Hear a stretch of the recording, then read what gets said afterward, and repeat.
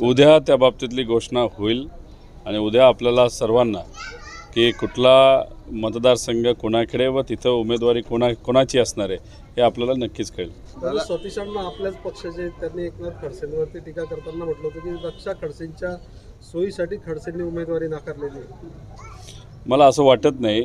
खडसे साहेब एक लढवय्या नेते आहेत. खरं तर या महाराष्ट्रामध्ये भाजप कोणामुळे पुढे आला असं तर त्यात खडसे साहेब आणि मुंडे साहेब येतात. आणि मग त्यांनी परिश्रम केल्यानंतर जेव्हा सत्ता भाजपची आली त्यांच्यावर अन्याय झाला आणि मग आपल्याच लोकांकडनं जेव्हा अन्याय होतो तेव्हा काही प्रमाणात त्यांना ते पटलं नाही, ते भावनिक झाले आणि मग नंतर आपल्याला सगळ्यांना माहिती आहे की त्यांना आरोग्याचा थोडाफार मध्ये आधी त्रास असतो. आत्तासुद्धा डॉक्टरांनी सांगितल्यामुळेच ते लढायला थोडंसं नाही म्हणत आहेत, पण ते स्वतः लढवय्या आहेत. आरोग्य हे त्यांच्याबरोबर नसलं तरी जिद्द त्यांच्याबरोबर आहे आणि जो कुठला उमेदवार हा महाविकास आघाडीकडनं दिला जाईल त्याच्या पाठीमागे एका चांगल्या विचाराने ते भक्कमपणे उभे राहतील असा विश्वास आम्हाला वाटतो. दादा, चंद्रकांत पाटील म्हणतायत की शरद पवारांचा पराभव आमच्यासाठी जास्त वजनदार आहे. चुटकी वाजवून त्यांनी चंद्रकांत पाटलांनी शरद पवारांना इशारा दिला आहे. तर अजित पवार गटाच्या जिवारी हा विषय लागला आहे. अजित पवार गटाचे नेते काही नाराज आहेत.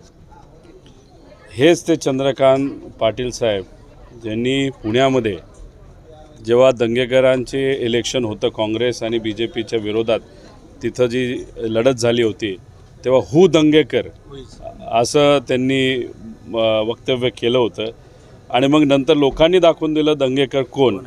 तर आता पवार साहेबांबद्दल तुम्ही बोललेला आहात तर बारामती मतदारसंघातली जनता तसंच महाराष्ट्रातली जनता हू इज पवार आणि ते सुद्धा शरद पवार हे त्यांना दाखवून देतील. त्याच्याचबरोबर कोल्हापुरात त्यांना जमत नसताना लोक त्यांच्या बाजूली नसल्यामुळे पुण्यात येऊन ज्यांना लढावं लागतं त्यांच्याबद्दल जास्त बोलून आपल्या सर्वांचा मी वेळ घेणार नाही. दादा, तुम्ही नाशकात बोलताना म्हटले की कृषी मंत्र्यांनी राजीनामा दिला आहे. तुम्ही म्हटलं होतं नेमका काय प्रकरण आहे? असं आम्हाला कळालेलं आहे की राजीनामा हा त्यांनी त्यांच्या नेत्याकडे दिलेला आहे. तो एक्सेप्ट झाला नसावा, पण गेल्या काही महिन्यांमध्ये कृषी मंत्री म्हणून त्यांचं कुठेही वक्तव्य आलेलं आपण सर्वांनी बघितलेलं नाही. विम्याच्या अनेक अडचणी असतानासुद्धा सरकारकडनं कुठेही ॲक्शन घेतली नाही. त्याच्याचबरोबर शेतकरी आज आमच्या अडचणीत असताना शेतकऱ्यांच्या हिताचा कुठलाही निर्णय सरकारकडनं घेतला गेला नाही आणि या सर्व प्रक्रियेमध्ये जेव्हा आमचा शेतकरी अडचणीत आहे तेव्हा कृषी मंत्री कुठंच दिसत नाहीत.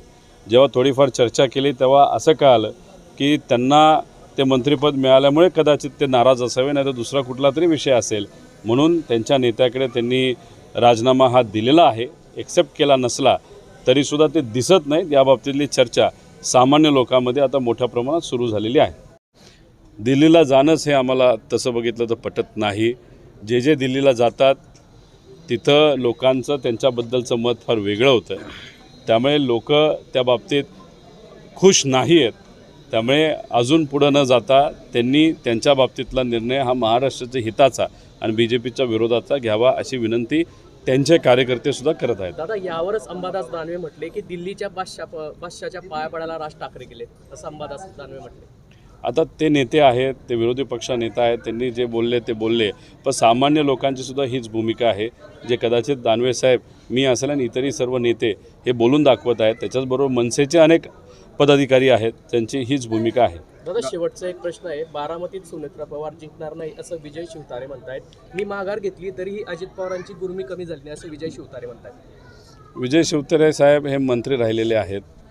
कदाचित त्याच्यामुळेच आणि पूर्वीचे काही संबंध असल्यामुळे अजितदादांना ते जास्त ओळखत असावे आणि त्या अनुषंगाने त्यांनी त्या बाबतीतलं वक्तव्य केलेलं आहे.